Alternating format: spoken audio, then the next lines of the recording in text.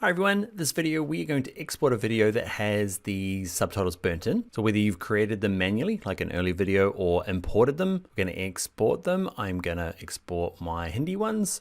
Okay, we're going to go to our regular export window.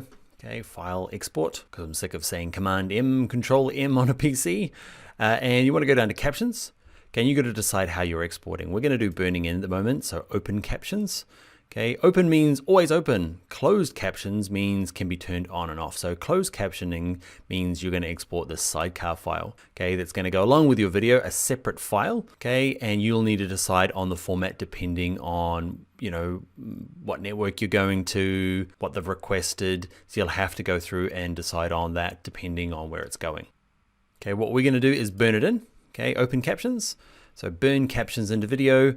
And you can see whichever one had the eyeball on my timeline open, so my Hindi one, so you just have to toggle that depending on which version you want to export out. So remember, these can't be turned on and off, and that's it. You've burnt on. I'll put mine somewhere we can find it. Poor old desktop. That was going to be a little bit too long because those subtitles cruised on into the old no man's land of thing here. You can see I've got all this extra stuff. You can just delete them. Select them all, delete them before you export. Let's have a look what we got.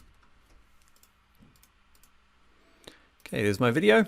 And hopefully, there it is. Now this UI UX. There's my subtitles, burnt in, easy. Okay, remember burning them in is also the same as open subtitles. Open means always open. Closed captioning means a separate file.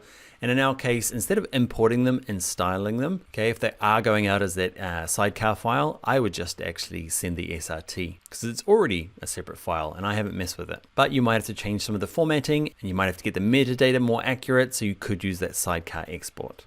All right, that is it for this video. I'll see you in the next one.